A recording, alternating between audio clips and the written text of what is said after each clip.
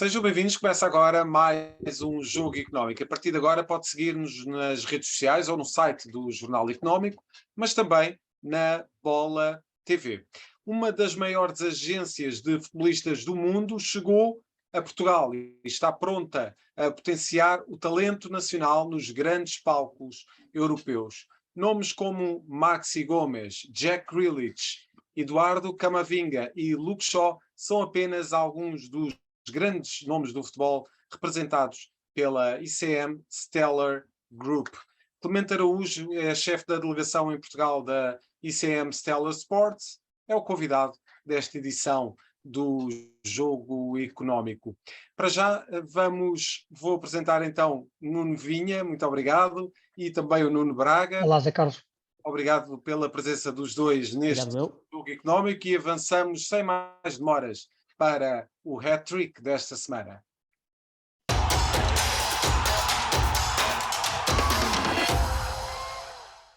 Como sempre, lançamos para debate 3 números que marcaram a semana.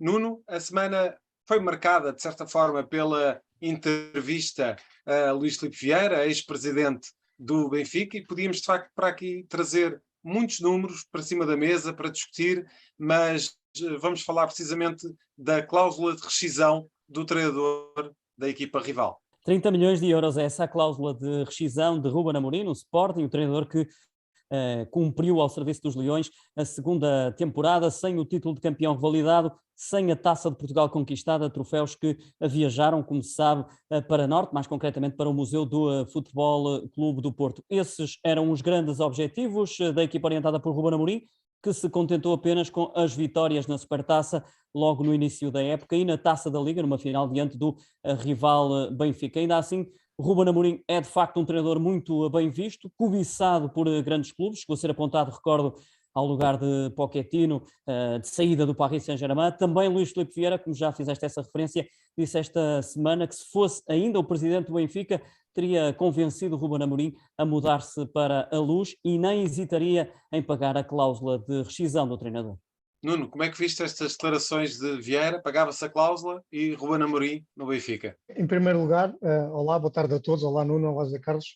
Em primeiro lugar, vou começar pelo fim. Isto parece estranho, mas eu vou começar pelo fim. Acho muito bem que o atual presidente do Benfica, o Rui Costa, não tenha respondido à letra. E não tenha alimentado um ping-pong de intervenções que obviamente podem pôr em causa a sua própria capacidade de margem de ação enquanto gestor daquela empresa que é o Benfica. Primeiro, começar logo pelo fim, acho que ele não respondeu e acho que fez muito bem. Segundo ponto, de facto, o Luís Filipe Vieira está habituado a este género de coisas. Ele viu isto acontecer quer dizer, não foi bem assim, mas foi Jorge Jesus trocou o Benfica pelo Sporting e ele na altura aquilo não deve ter soado muito bem. Eu acho que os adeptos do Benfica, muitos adeptos acharam que não havia problema nenhum, que não se perderia nada com isso. Mas isto é uma atuarda lançada para o ar. Primeiro tem algo de bravata ao dizer que conseguiria convencer o Ruben Amorim a vir para o Benfica. Não sei se conseguiria, se não. Acho difícil. Acho que os 30 milhões de euros de cláusula de rescisão para um treinador como o Ruben Amorim pelo Benfica são incomportáveis. O Benfica não tem essa capacidade.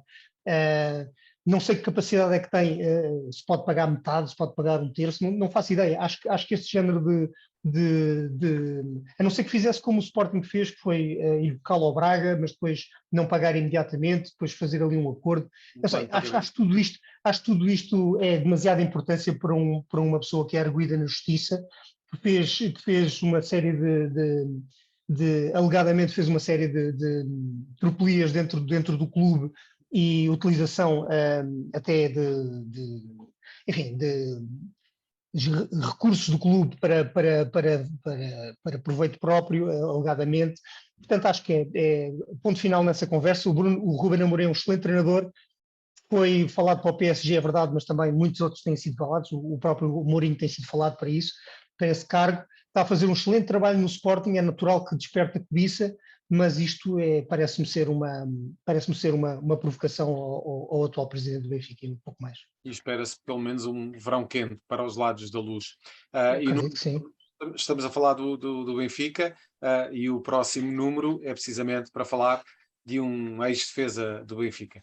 São praticamente 110 milhões de euros, é o valor de mercado atribuído ao defesa central português, Ruben Dias, segundo o Observatório do Futebol, o ex-Benfica, que se encontra atualmente ao serviço do City de Inglaterra, lidera mesmo a lista de jogadores com maior potencial de venda, seja em valor de mercado, se olharmos apenas para os jogadores que atuam na sua posição. Se alargarmos a lista a todas as posições, aí o Ruben Dias cai para o 9º lugar, não deixa, no entanto, de ser uma excelente classificação, uma vez que no futebol há a tendência para se valorizar mais quem atua do meio campo para a frente. E Nuno, é a grande ausência da seleção neste momento, de facto um defesa que pegou a destaca naquela que é considerada por muitos a melhor equipa do mundo e de facto é provavelmente um resultado de uma formação que estava a funcionar bem, que é a formação do Benfica,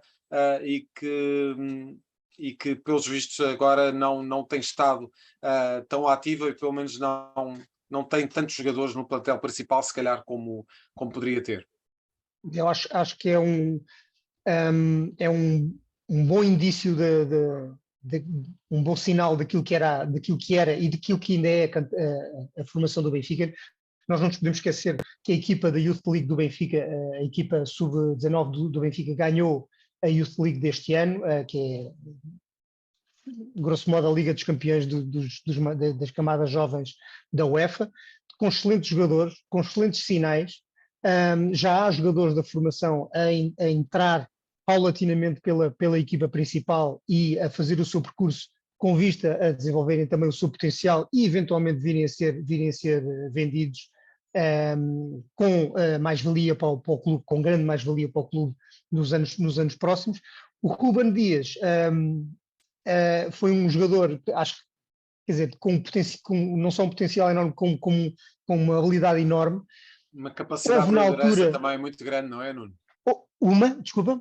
Capacidade de liderança. Certo, também, mas houve uma coisa que na altura, houve uma característica dele que na altura levantou muitos barulhos na altura em que ele se mudou para o futebol inglês. Muito se disse que o Ruben Dias não ia ter o temperamento para aguentar um jogo inteiro na Premier League sem ser expulso, sem ver 2 ou 3, sem ver 2 amarelos e ser expulso imediatamente. Ele, não sei se teve algum trabalho específico sobre isso ou não sei se os árbitros são mais permissivos para aquele jogo físico que ele usa ou não sei se teve algum tipo de trabalho do treinador para lhe pedir alguma contenção. O que é certo é que o Ruben Dias tem feito muitas partidas, não tem sido um jogador com grandes incidentes relacionados com agressividade, também cresceu, também amadureceu, também ficou mais velho, está numa equipa que joga quase sempre para ganhar e para títulos.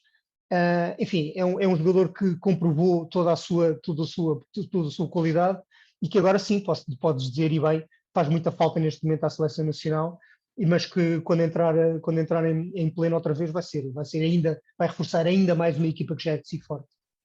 E por falar em Benfica, temos alguns jogadores que de facto estão a aparecer com grande preponderância na equipa principal do Benfica, também na seleção sub-21, estiveram esta semana em grande destaque, Paulo Bernardo, Henrique Araújo.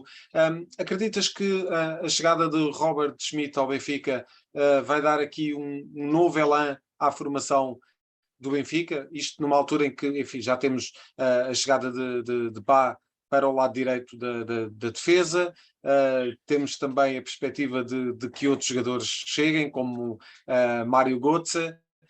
Como é que tu vês este equilíbrio que deve ser sempre acautelado entre a capacidade de aproveitar os jogadores da formação e a chegada de jogadores mais experientes? Eu acho que uma das grandes valias, um dos grandes benefícios dos 3 grandes portugueses terem apostado regularmente e nas últimas temporadas em treinadores portugueses tem sido perfeitamente aquela falta de necessidade de se adaptar a um futebol diferente, adaptar à história, adaptar-se. Quando eu digo à história, não é a história do clube, é ao percurso daquela equipa, ter conhecimento de onde é que ela vem, como é que jogava, etc. Quais é que eram as ligações daqueles jogadores.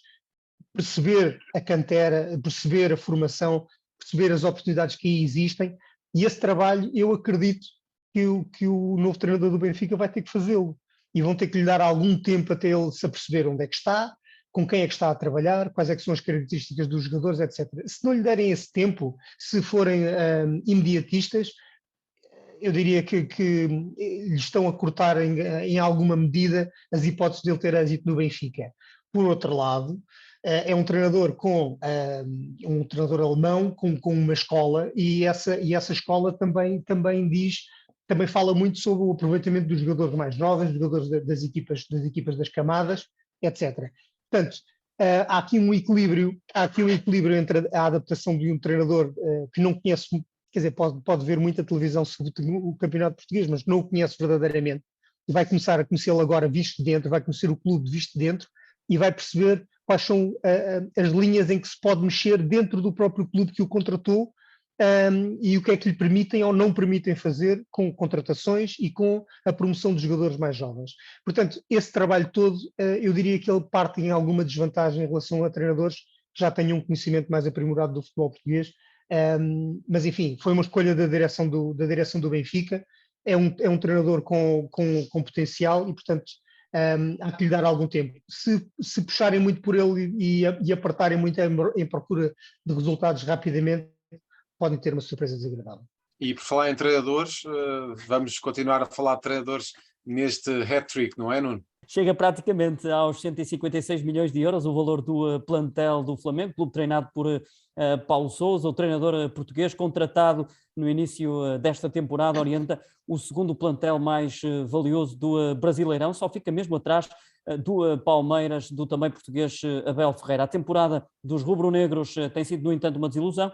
Ocupam o 11º lugar da Liga e já se ergueram vozes de discordância, também descontentamento em relação ao trabalho de Paulo Sousa. E de facto, Nuno, temos aqui um leque bem preenchido de treinadores portugueses a orientar as equipas mais significativas do Brasileirão. Sabíamos que o trabalho de Paulo Sousa no Flamengo não iria ser fácil, é uma torcida, como se diz no Brasil, muito difícil de agradar, e de facto, se calhar ainda tem muito presente a memória de Jorge Jesus, porque há essa comparação imediata com treinadores portugueses. De facto, Paulo Sousa precisa aqui de tempo num campeonato que não é nada fácil. A conversa que estávamos a ter para o Roger Smith, aqui aplica-se um bocado, é a mesma coisa, com as devidas distâncias, com a diferença nos campeonatos, com a diferença naquilo que é o próprio ritmo de jogo, naquilo que é mas na exigência não é muito diferente. O Flamengo é o Benfica do Rio de Janeiro, é o clube com o maior número de adeptos, é o clube onde a pressão é maior, é o clube onde os resultados, onde o clube joga sempre para ganhar, em todas as competições em que estiver joga para ganhar, e isso coloca uma pressão enorme, especialmente tendo em conta que os outros clubes brasileiros reforçaram-se bastante bem. O Palmeiras, que era uma equipa, não digo era uma das principais equipas de São Paulo, mas não era aquela equipa que nós associamos ao São Paulo, não era o Corinthians, não era o Santos, não era o São Paulo, o próprio São Paulo FC, portanto, não era uma equipa habituada a estar nestas andanças, mas obviamente que se reforçaram bastante bem. Há outras equipas muito fortes no Campeonato Brasileiro. Eu devo dizer que o Campeonato Brasileiro é mais competitivo em termos de disputa de resultados do que o Campeonato Português. Veja-se o último campeonato nacional, que foi conquistado pelo Futebol Clube do Porto, que ganhou com 91 pontos. Portanto, quer dizer, praticamente não perde, os grandes não perdem pontos. No futebol brasileiro, sim, os clubes, o Flamengo, o Fluminense, o Botafogo, o Corinthians, o Grêmio, todos eles perdem pontos contra outras equipas, às vezes de forma quase rotineira. Portanto, eu diria que o Paulo Sousa tem aqui um grande trabalho pela frente, primeiro a motivar aqueles jogadores, depois a pô-los a jogar à maneira como ele entende que devem estar a jogar, e depois é preciso que essa maneira que ele entende ser necessária para aquele clube e para aquela equipa resulte e que resulte em vitórias e em pontos. Se tudo isso se alinhar, estas coisas no futebol é preciso muitos ses estarem no lugar para que as coisas corram bem. e se houver alguma paciência por parte eles chamam, no Brasil dizem a diretiva, se houver paciência por parte da diretiva do Flamengo para lhe dar hipótese, então aí pode ser que ele tenha um futuro interessante no Flamengo, sendo que, enfim, nós já sabemos que não é para ficar muito tempo, porque os clubes brasileiros são tal como os portugueses, não estamos a falar de clubes como a Inglaterra, onde se fica 15 anos como o Sir Alex Ferguson. Está completamente fora de hipótese esse tempo. Nuno Braga, muito obrigado por teres trazido os números do Hat-Trick. Voltas numa das próximas edições do Jogo Económico. Nuno Vinha, acompanha-me para a segunda parte para falarmos de talento no futebol nacional. É já a seguir.